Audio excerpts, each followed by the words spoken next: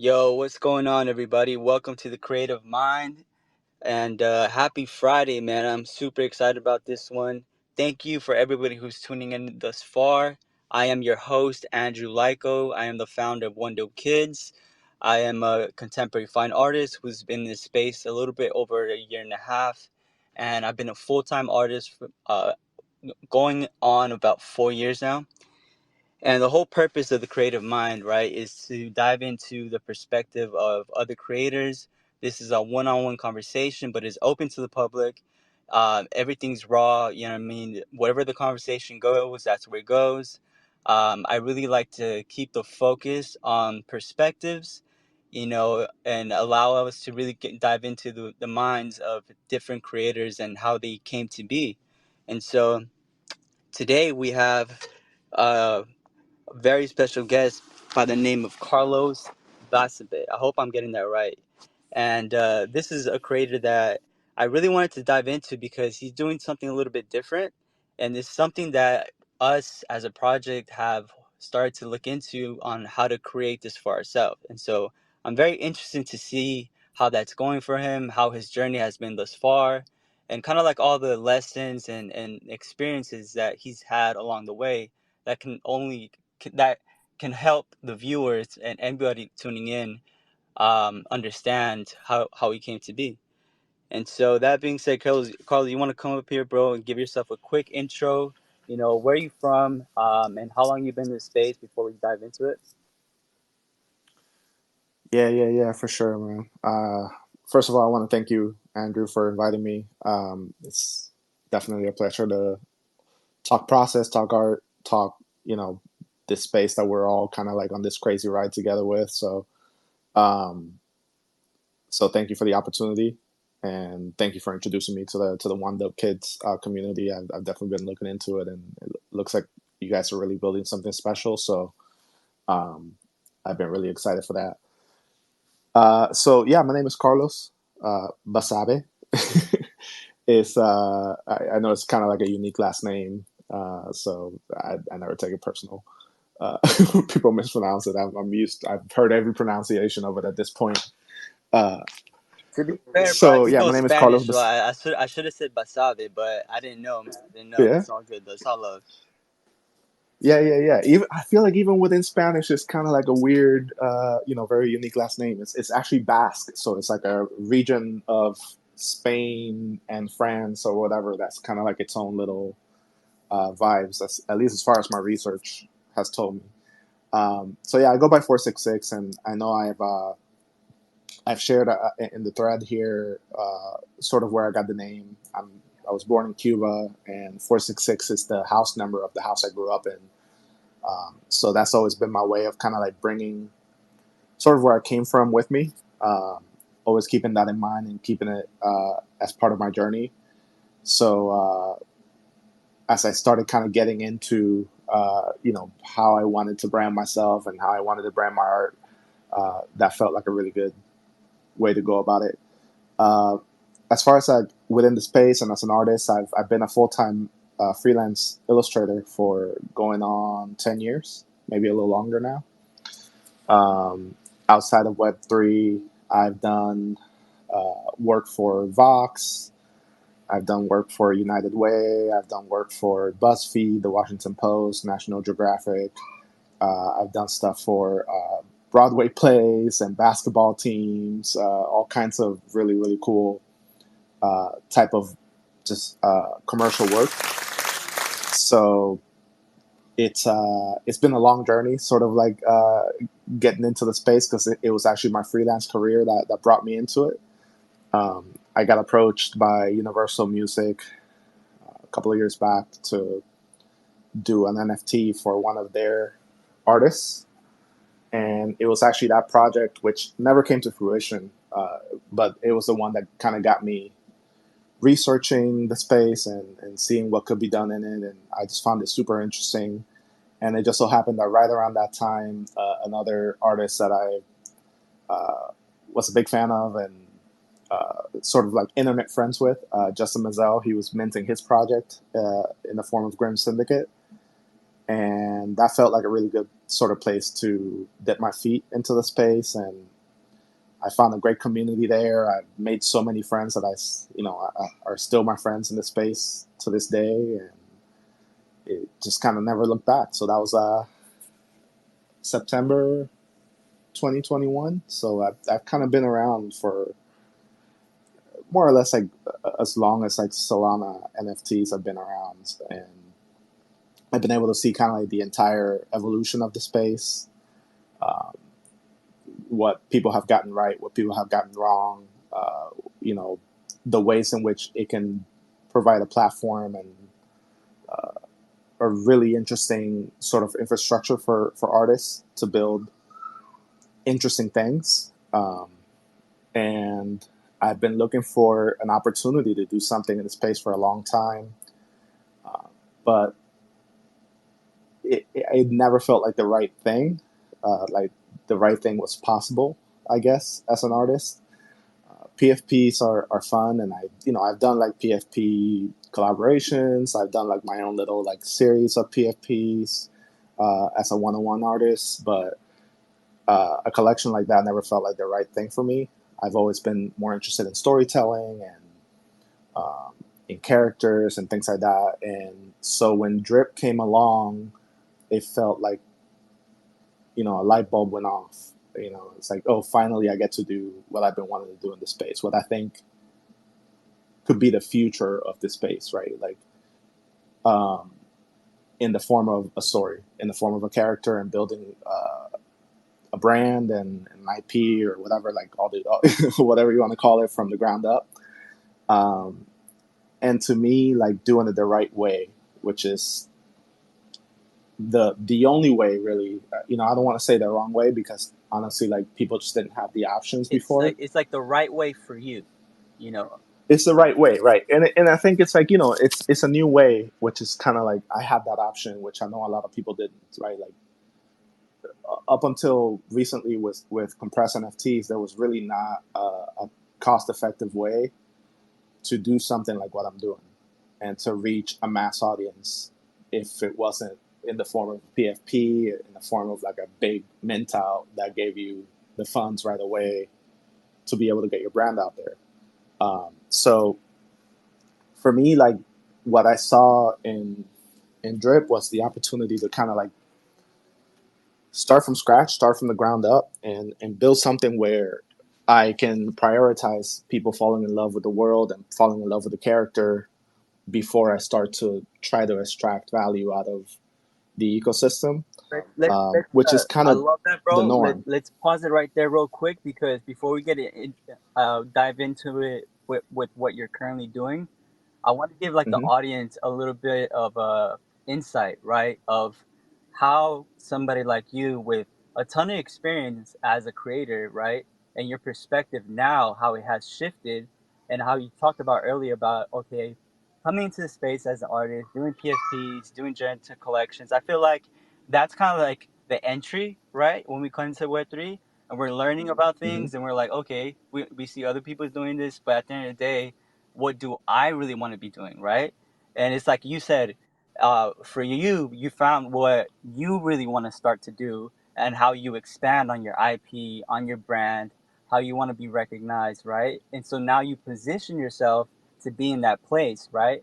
But before that happened, you had to go through many other things that you had to learn through. So that's why it's like super important to have these spaces, because you're giving us a game on kind of the things that you would either suggest to avoid, or maybe try this early on. You know what I mean? And so that being said, and before we get back into like your journey with Drip and how that's doing, right?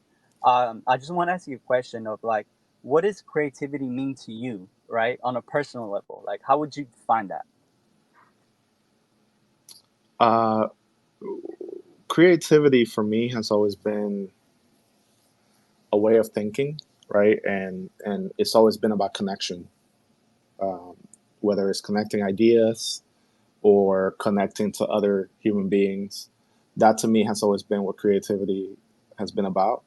Um, Kind of like the way that I've always defined it for myself, and when people have asked me this question before, is that creativity is like alchemy, right? Like you take two disparate ideas or two disparate things and you merge them into something that never existed before. It could be multiple ideas, right? And so, in a way, to me, creative people are sort of like the real alchemists in the world, right? Like when you're being truly creative, you're creating something that didn't exist before, and that's a crazy thing to think about when you really distill it in that way. And it's all about the quality of what you put into your mind, I guess, and what you and then the quality of your craftsmanship. So it's one, the ability to sort of come up with those ideas and to sort of like merge those ideas, and then the ability to, I guess, to have put enough effort into your craftsmanship to then translate that to a piece of art, whatever it might be, right? Whether it's writing or music or visual arts or movies. I mean, to me, honestly, like there are so many creative ways and many ways that you can be creative that are not defined as art. Um, whether it's science, like people who are able to sort of come up with a interesting hypothesis, right? Like those people are creative, you know, even though it's not an artistic field. The very idea of asking a really good question, right? Like, oh, like, I wonder if the noises that whales make are mean anything, right? Like that. And then figuring out the process for testing that hypothesis out, that to me is a creative process. And 100%. Fuck yeah, dude. so that's creativity. Yeah, I Yeah. actually just had a realization of like uh, about what you just said because I just watched the Oppenheimer movie for like the second time, and the second time I was on shrooms, and I was just like, dude, this is like, this guy's a fucking creator. Like, dude, like exactly what he's doing when they talk about theory can only take you so far. You actually need to apply these things and test it, right? So, as a creator, as an artist, your idea of what you want to paint or create, that's like your theory. And then we go ahead and create this idea. And then sometimes it goes great, sometimes it doesn't. And then sometimes you get like masterpieces, right? And you're just like, holy shit, that went way better than what my actual theory was in the first place.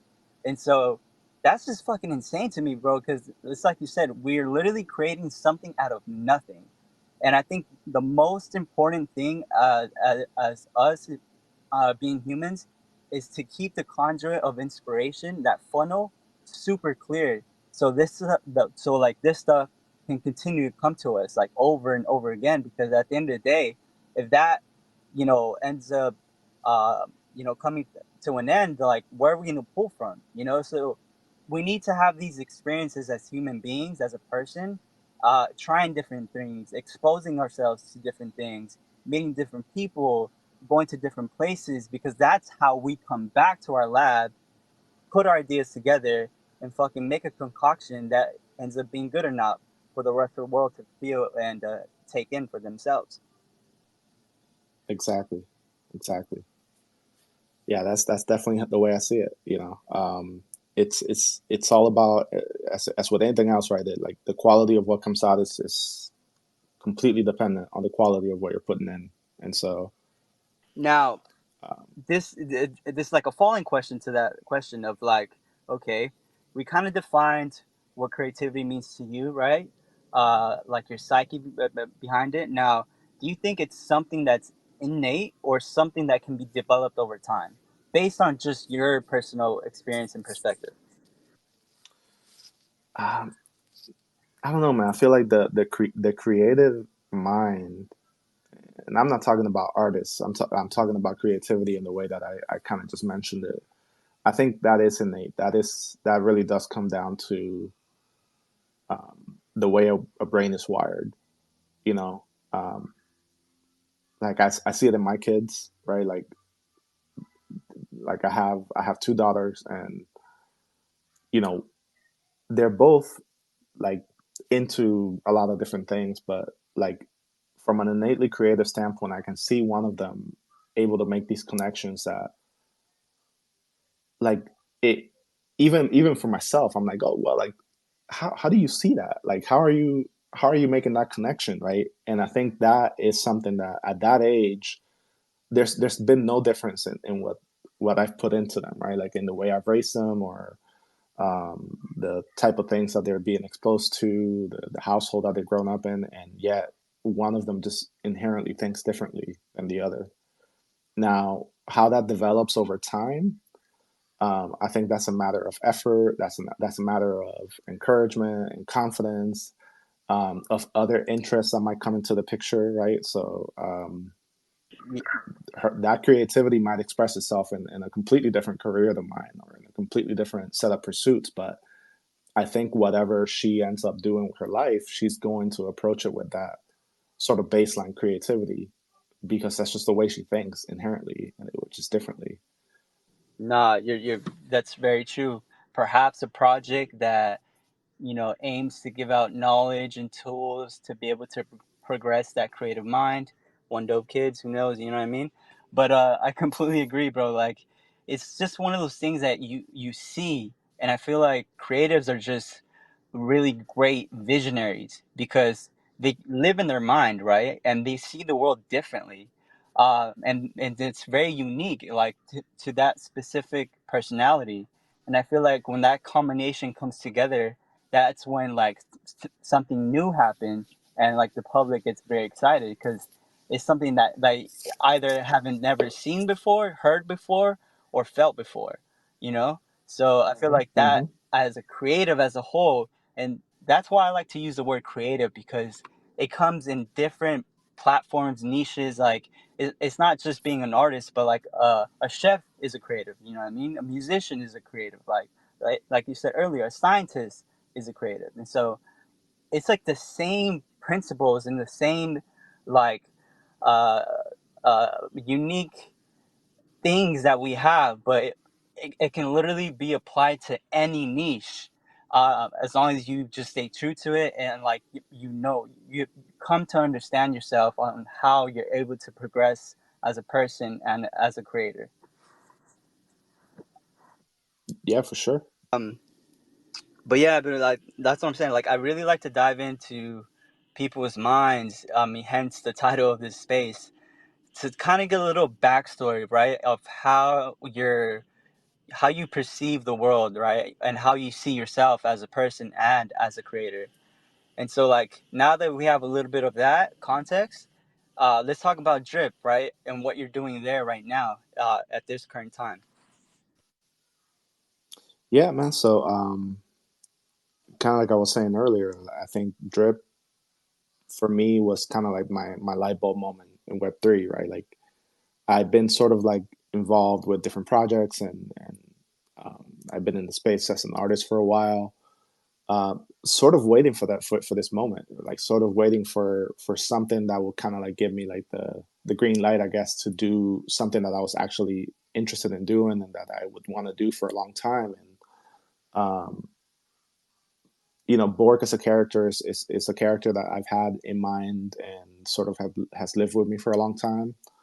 I've wanted to tell his story for a really long time, and what had always been missing was the platform. And as far as like the storytelling aspect of it, is always, going back to even 2001, 2021, like, um, I was having conversations with pretty much anyone that I was talking to about like how I felt that that was like the true unlock in Web3, is that you have all these new ways that you can tell stories and kind of like do like build an audience and build a community around your story and around your brands.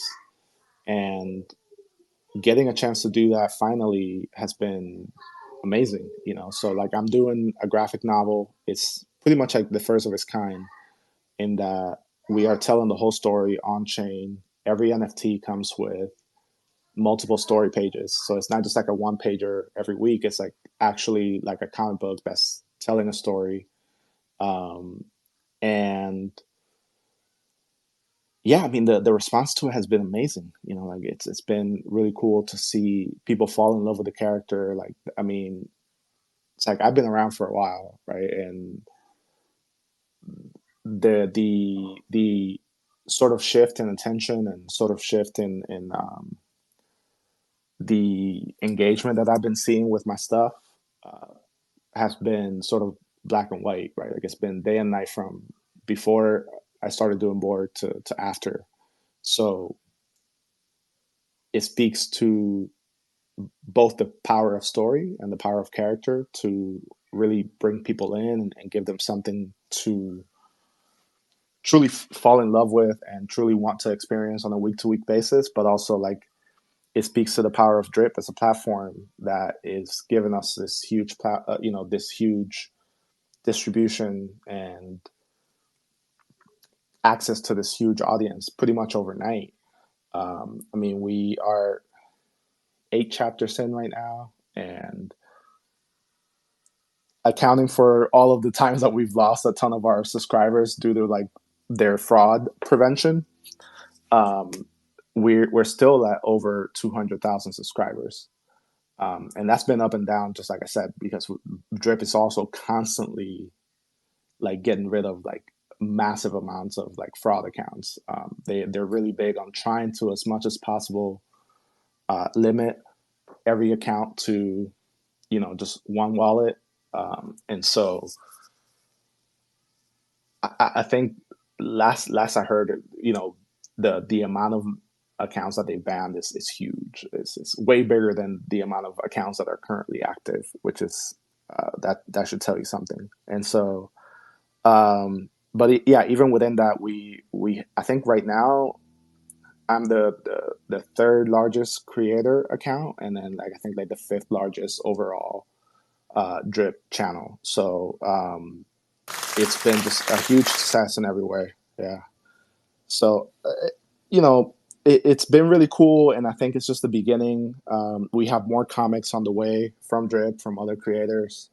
So it's been really cool getting to sort of like start that wave, right? And getting seeing other people get inspired and want to join up and tell their own stories. And it shows also that that's been an avenue that's been missing from the space. A lot of people maybe have these stories and they have these things that they want to do in the space, but just haven't seen the infrastructure and haven't had the support to be able to do what they really want to do. And so I'm it's been super exciting just to see the growth and then how much like the current creators are inspiring other artists to want to explore um, this as an avenue for their own maybe dream projects or that pursuit that they maybe had to put a pause on or the thing that they had in the back burner. So um, yeah, no, that's been really cool. That's been almost I would say like just as cool as getting to tell my own story. Bruh, that is insanely inspiring. Let me go ahead and give you some claps, bro, because not only do I want to give you your flowers for the success that you have had on Drip, but to your vulnerability, bro, and for you to kind of pioneer this, right? And consistently create for that many years is not easy, man. Especially if you haven't had like the attention or like the reward that you're out there looking to seek. Like I know how hard it can be as a creator to consistently pull and create and put yourself out there, right? And put your stuff out there just to be judged like constantly, oh, this is good, or nah, that's not that good. Like, oh, yeah, people fuck with this, but they didn't really like that. So for you to consistently be active for that many years says a lot, man. And so that leads into like my next question on how did you handle that, being that vulnerable and like consistently putting out work, even though you didn't know if it was going to be good or not. I mean, to be honest, it helps to be an old head. You know what I mean? Like I'm like Web3 is it's honestly like just it's a small part of my journey as an artist, right? So like coming into Web3, I was already pretty far into my illustration career. I haven't stopped doing illustration since I've been in Web3. So honestly, like this part of my career has been, as much as anything else, something that um, was fulfilling my curiosity and it was a space that I was playing in for a lot of the time. So I guess to be honest, like I wasn't so much like bummed or anything that I wasn't getting attention because I wasn't really trying that hard to get attention. I was kind of just doing, I was vibing and doing my own thing and just testing different things out. Like, you know, as much as anything else, like my part of what I've wanted to do in the space is really just meet cool people, collaborate with projects, you know, and just bide my time until, like I said, until I found the right thing to do in the space, which for me never felt like a PFP or it never not just like not just a PFP. You know what I mean? And so that was kind of it. Like honestly, that just kept showing up and trying to make the most out of the time that I was in it. And that meant learning, that meant meeting people, that meant, um, you know, getting my art in the right places, even if it was not the biggest places, and getting the attention from the right people, even if it was not the most amount of people, um, and being strategic with how I spent my time here, and also not being dependent on, you know, how much money I was making here, or how much attention I was getting here. Like I've my career hasn't really stopped because of my success or lack of in Web3. So that to me has been the way that I balanced my time until I finally found the thing that I wanted to do here. And then, you know, once I found that, I turned on the jets a little bit, you know. But before that, I was sort of just cruising, man. Honestly. I feel that, bro. I feel that. Yo, people take notes, fam. Take notes. Like, this is really valuable information here because it's not easy, man. How old are you, by the way? I'm 37. Okay, see, I'm Yeah, 33, bro. So I feel like we're yeah. tapping into like similar generation there, where I feel like we're a little bit more ballsy. We're just like, fuck it, like I don't really care, you know. But for the younger generation, with the times, right, and people are growing up with tech at a much younger age. I feel like there's a lot of hesitation and a lot of like overthinking of like, oh, like people are going to judge me or maybe this isn't good enough, like, well, I really want to put this out there but I don't know, and they're just contemplating and wasting time. Like, what would you what would you tell that audience, right, if you can give them like a piece of advice to overcome that? I mean, I would just tell them that this space is less than 5 years old, you know. So anybody that's telling you that there's a right way or a wrong thing to do anything is wrong. Like, you know, objectively wrong. Like they don't know because we don't know what this space actually is yet. You know what I mean? Like that's like trying to tell somebody what the internet was going to be in like 1997, right? Like, oh, check out pet.com, you know, it just sold for $1 billion or whatever. That's the future of the internet. You know, it's like we didn't know about, you know, Facebook or social media or any other stuff that's actually dominating the internet now. We didn't know about crypto, right? And so we're so young. Honestly, like I would just tell people, keep an open mind and like only devote the energy to this space that you are willing to, you know, discard, I guess, right? Like don't overinvest your time or your energy as an artist, unless it's on something that you would want to do regardless of whether it's in Web3 or Web2, or you know, you doing it in your garage or whatever, right? Like if what I'm doing right now with Bork, this is something that I would do regardless, right? Like if Solana goes to zero tomorrow, I would still want to do a Bork comic, and I would still want to draw that, and I would still want to get it out to people. And to me, that's what made it the right thing to do. Is that when Vib came to me and he said, "Hey, let's do a drip," I was like, I know exactly what I want to do. Doug, this is fucking free game right here, Jesus. And by the way, we are planning to give out a little gift at the end of the space, so for those that stick around, you're gonna get a little something, a little nice little surprise. But man, I completely agree, bro. Like, this space is extremely young. So this is the time to have fucking fun with it. And at the same time, staying authentic to your true self and creating the stuff that you really want to create it's just a win-win, bro, because it's like he said, if for whatever reason Solana were to just fucking go down, he would still be doing this shit because that's what he actually wants to do. So how can you lose if you're creating from a truthful place? Because you're creating for yourself. Anything on top of that, bro, is just a fucking dub. You know, it's just extra. It's that cherry on top, the whipped cream. It's like you're just building the base. And so if you stay true to that, true to yourself, live authentic, be fucking real with yourself, talk to yourself, don't play on that bullshit of what other people are doing. Yeah, it's cool to be inspired, but don't compare yourself, man. There's literally no need. I mean, the other thing you got to keep in mind too as an artist, I mean, this space revolves around social media, and social media is, you know, believe half of what you see and none of what you hear, right? Like that kind of thing. And so everybody's putting on a face, right? Like everybody is trying to look more successful than they are.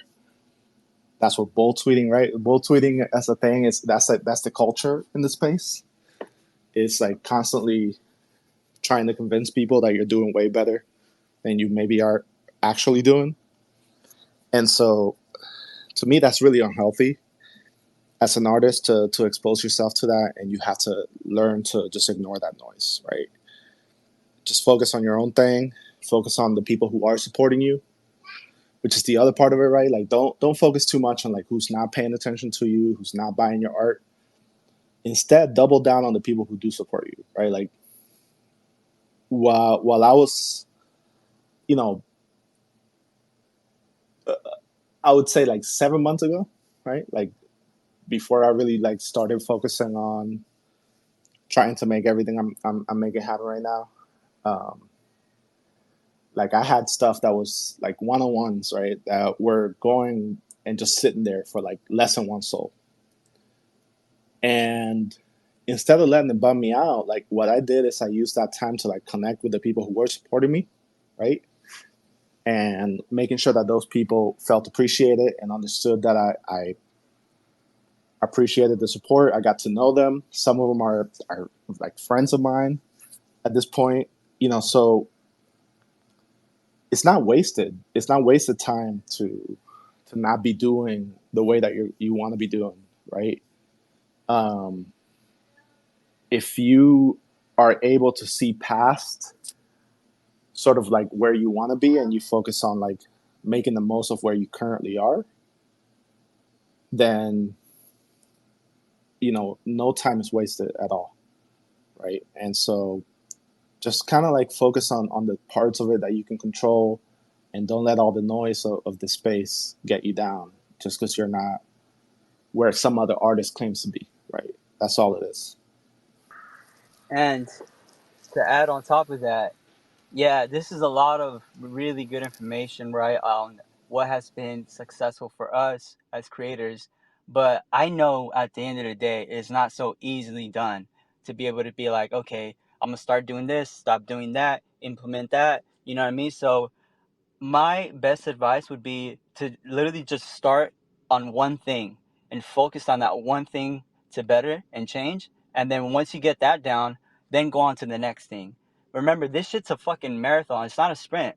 So attack it accordingly, attack it realistically. Like, be real with yourself. Like, if you're somebody who has somewhat of an addictive personality, then be extra focused on just one fucking thing, right? And changing that. Maybe you want to start drinking water every single day, but you can't drink a whole fucking gallon. Start with one glass and then scale it up from there. But again, like I'm saying, all this stuff is valuable information, but if you don't start somewhere, and it's just pointless to stick around and hear this shit. You know what I mean? So for anybody hearing this, like, it doesn't matter if we're a creator or not. I feel like this applies to life in general.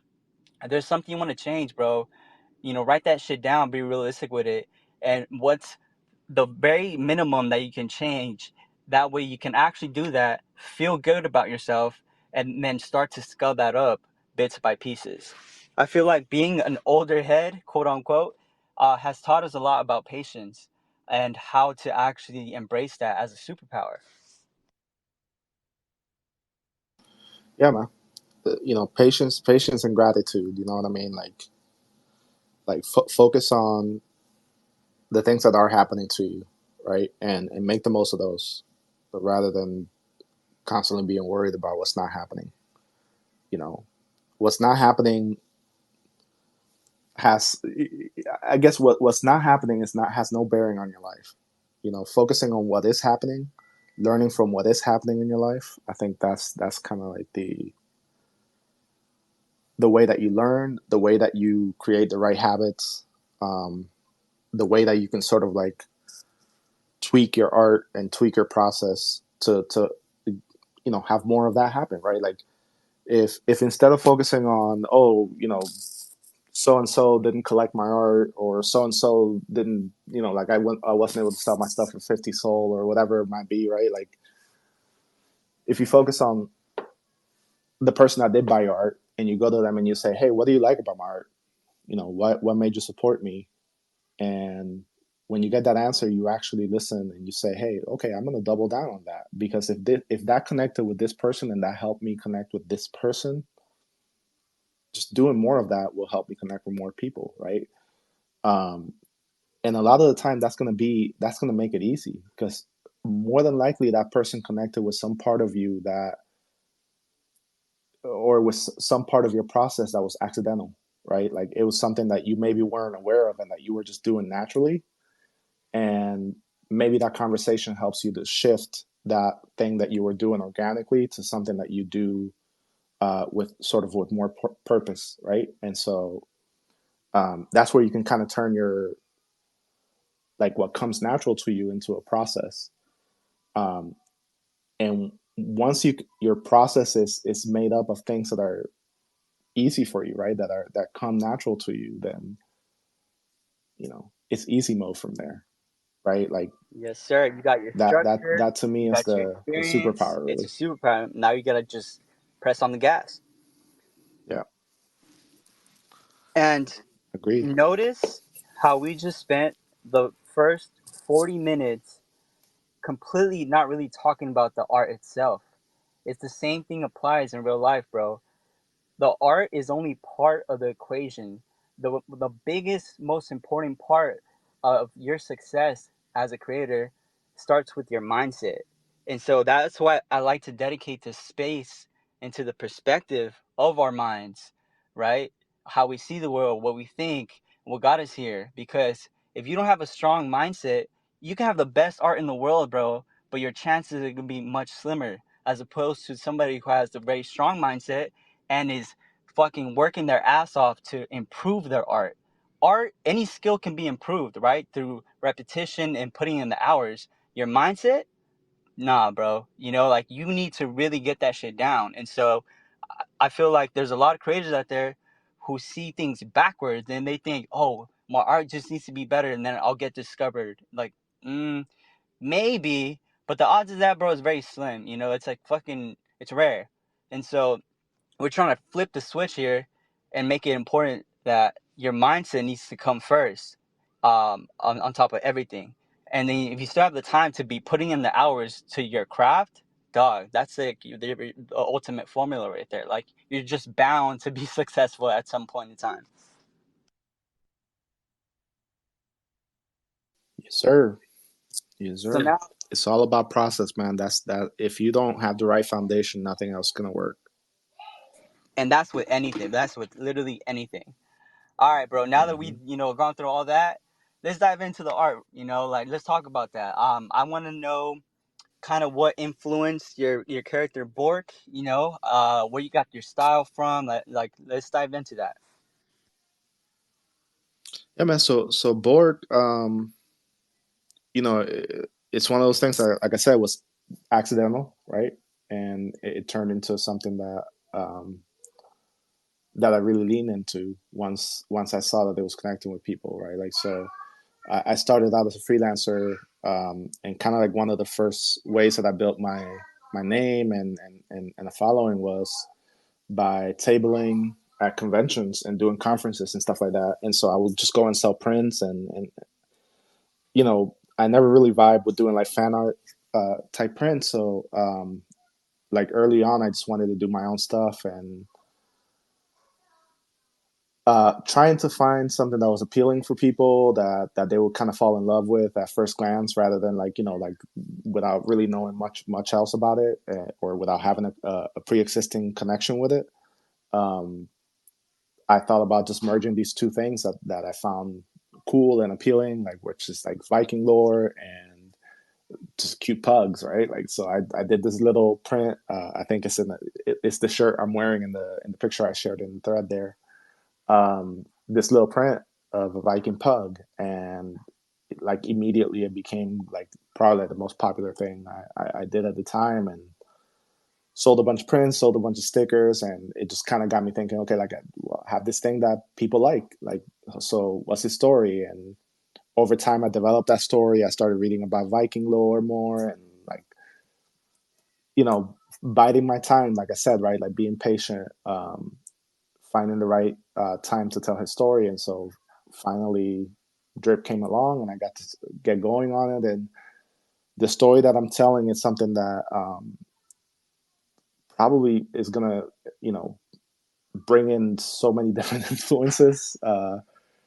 Everything from like nonfiction books I've read to obviously like the Viking mythology and history itself, and um, my favorite animes and favorite cartoon shows like Dragon Ball or Adventure Time. Like all that kind of stuff is going to find its way into this comic. Um, and just generally, like for me, it's just an opportunity to tell a story that I can be personally invested in, and hopefully connects with people and makes them laugh and makes them want to read the next chapter and turn the next page. And uh, that's all I've ever wanted to do as an artist. So to me, like I said, this is like basically like if this is all I do as an artist for like the next 10 years, I'd be happy, right? um, and that's how I go about choosing how to make my moves, I guess. So that's Bork. That's exciting, man. I'm extremely happy for you, man, to be in that place now. It's just bliss. You're getting to do what you love, on your own terms, and you have people that fuck with you. They love what you're doing, and so it's gotta feel fucking amazing, And so I wanna, can you describe for us, like, for, let's say, somebody new coming in, hasn't seen anything of your work at all, or Bork, but just like an image. Describe Bork's kind of like personality. Oh man, I don't. For anyone that's seen Spider-Man, the movie, right? Like brilliant but lazy is sort of like his, I would say, his vibe. Like he's kind of like this sort of like hyperactive, uh, just sort of like constant, go go go go go guy. But he also just wants to do things the easy way a lot of the time. Like he's not a big fan of planning. He's not a big fan of like being told what to do. Trust his instincts to a fault, and so that gets him in a lot of trouble. uh, and yeah, I mean that's Bork. Just like I would say, if SpongeBob was like a Viking, that would be Bork. Like if you gave SpongeBob fighting skills and you sent him out there to fight, that would kind of be a little bit of his personality. And yeah, like the laziness aspect of it to me, that's the part where, um, like I was telling my wife going into like the first few pages and the first couple of chapters that I wanted like the personalities to come out right away. So his best friend Junta, is kind of like his partner and all of his adventuring and all that. And in a way, like I kind of based their relationship on a marriage, right? Like, and I was like, if anything, you're Junta, I'm Bork. I'm the one constantly like making your life more difficult with all my sort of like ADD and going around wanting to win things. And like she's very much more like a structure person and a planning person.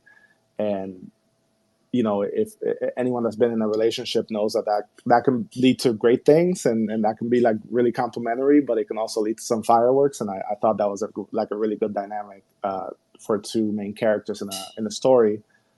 And then we brought in a third character recently, which is a mysterious character. We haven't really named her yet, but she is gonna be sort of like Bork's antithesis in the story, and so like she is gonna be um, sort of the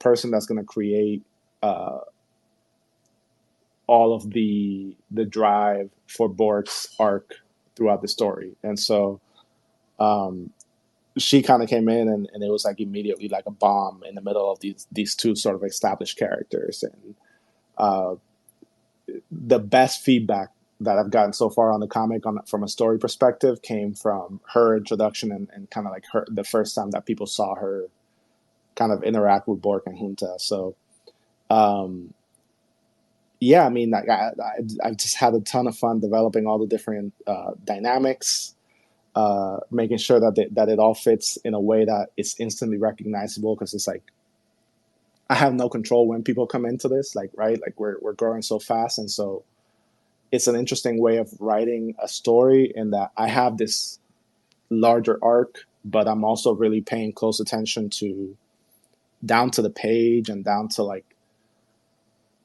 the chapter, making sure that it's interesting every week, making sure that every week I'm giving you an ending that makes you want to read the next thing, but that also builds into the larger story and tells you as much as possible without you needing to be clued into like anything that's happened before or was about to happen. So balancing all of that has been super fun and super interesting as a storyteller, because to me that those have always been the most interesting stories and characters. Is like if you pick up a good TV show like mid story, like you should be able to tell kind of like what the personality behind all the characters are, and sort of like like the implication of what they've done, and how they get along, like what they're actually wanting to do. And so I keep that in mind as I write every page, and like try to give readers as much of that with every time, with every panel that I draw, and with every panel that every little thought balloon and speech balloon that I write. So Dog, I feel like Bork and Junta describes my past relationship, dog. It's just funny. I can relate to that on so many levels, man. Damn, that's so fun, bro. Like hearing that makes me want to dive into deeper with his story, right? Like, where's he going now? You know what I mean? Like, where's he headed? Because this dude's a go go go personality. Yeah, he's having fun, but at the same time, it's like a lot of destruction and like fucking, you know what I mean? He's not. It sounds like he's not the type to just sit down and be like, okay, let me think about this. Nah, bro, he's just like, nah, boom, let's get it. he's not a thinker at all, and that's going to get him into a lot of trouble over the course of the story, I think. But yeah, no, I mean, but the world around him and the characters around him are meant to then create a contrast from that sort of like core of this character that is sort of like well-meaning, but also it can be you know not the most forward-looking character, and so um, having like everything around him then be a contrast to that will create a lot of tension, I think, and a lot of drama. And I think for anyone that hasn't read the latest chapter, I think I start to see how that happened. How that might be the case with the last panel in this latest drop. Um, since it has a little bit of a bombshell reveal, I'm gonna keep it to myself for now. But I would say definitely, yeah, go read it and kind of see like where we're going with the story, and how these characters do and will possibly not get along in the future. So Now, before you let us know when your next drop is and all that good stuff, I want to tell the audience right now that we're coming up on the 10-minute mark. This is the time to request a hand if you want to come up on stage, and if you have a question or a statement or anything at all, just go ahead and raise your hand right now. Meanwhile, we're gonna get into it on what you're thinking about dropping, like when's the next thing coming out, what to look out for. But yeah, Every week, man. Every Tuesday. It's these are weekly drops. Every week we do anywhere between 3 and 5 pages of story. So so far we've done 8 chapters. After this next chapter, I think we'll be at 36 pages dropped since we started doing the story. So we're pretty far in, but really just beginning, honestly. um, and so yeah, no, every week like that's you go to drip.house/bork. You subscribe to our channel, and every Tuesday when I'm not down with COVID, like I was this past week, you should receive a comic in your wallet that you can read, um, either in your drip vault, or you can actually read it in right within Tensor. Actually, like if you go into your Tensor inventory, you can actually read your comic right in there. So it's pretty cool. And then we'll have the website up soon as well to have kind of like a more robust reading experience. One of the big priorities that I have for the website is getting translations up. So I want to be able to launch with with Indian, and get Spanish up there, get Indonesian up there. Like basically our biggest audiences, I want them to be able to experience a story in their native language, so that they can, however much they're in love with the character now, like I want them to be able to really feel like it's their own, and um, have it be like a truly global experience. It's one of the cool things about this space that I feel like we don't take advantage of enough, is that we do truly have like global reach, and it is a global community. So I want this to be that from the beginning, or at least as close to the beginning as possible. this is what it's about, man. This is why I love this space, and this is why we do these, because I really love connecting with like-minded individuals who are absolutely killing it in their own way, and they're more than willing to share that information to us and with you guys, to the public, as free game. Like, dude, it doesn't get any better than that. Well, actually, it does, because we have a couple of little videos right now. So let's take the time before we close out the space to announce that, man. Carlos, you have a little something for the audience, man.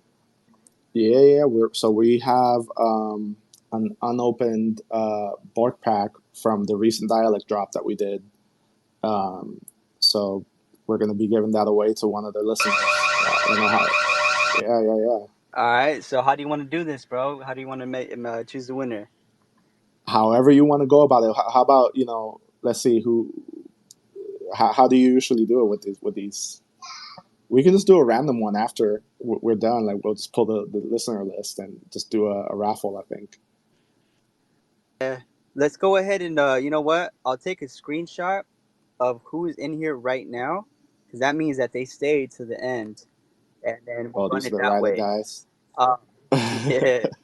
So after the space, we'll reach out to the winner. But on that note, I want to go ahead and give a little goodie of mine, because we really appreciate every single person that tuned in. So like I said, we are One Dope Kids. This is what we do, man. We're out to really empower creatives, bring us together, and really just create a movement, bro. Because as a unit, we're much stronger, and therefore, one of the things that we're doing is diving into the side of fashion, right? And so we just dropped our first collection a couple weeks ago. Every single piece has a story of what it's dedicated to, and therefore, I want to give you guys a discount code to our shop, which is onedopekids.com. The discount code will be a one-time use for 15% off. And so, do what you do with that. The discount code is Circle. All right, so make sure to write that down. Circle, 15% off at onedopekids.com. Check us out. We have some really dope stuff. And yeah, man, nothing but vibes. I really appreciate everybody who tuned in. It's vibes. Thank you all. Did anyone have any questions, or did anyone wanna jump up, or We good. We're good. Before we close it out, though, I always like to end on one note. And this last question is, if you can go back in time and talk to young Carlos for like 10 minutes, bro, what would you tell him? Oh man, just keep doing you. You know what I mean? That's it. Hey, I love I that. wouldn't want to change it. I wouldn't want to change anything about how my life is gone, man. Like I'm grateful for the good, bad, the what's coming, what's happened. It's all you embrace it all. So I would tell young me, just keep doing what you're doing, and that's going to result in what we're doing right now. So like I'm good with that. I'm happy with my life as it is. So yeah, man. Whatever he did right. Yes, sir. And actually, we have a winner, man. The winner of the Borg is Tiny Charts. Tiny Charts. Woo! Congratulations, man. Thank you for tuning Look at in. that.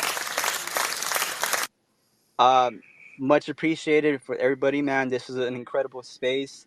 I'm literally at the parking lot of SeaWorld because I visited my fam and they decided to go to SeaWorld unexpected. So, I had to come with. So I'm legit in the car with the mic on the steering wheel, bro, doing this space like fucking draining in sweat. But that's what we're here for, bro. You know what I mean? The grind doesn't stop. And much love to Grind don't everybody. stop. Carlos, bro, let's definitely chop it up one on one and let's cook up Yeah, something, man. man. All right, bro. Sounds good? All right. All It's right. great I hope talking to you, everybody man. has a great rest of your Friday going into the weekend. Have fun, stay safe. Remember, we do the Creative Mind every single week, same time, same place. I'm your host, Andrew Lyko. I'm going to close it out with a little bit of music. Much love to everybody.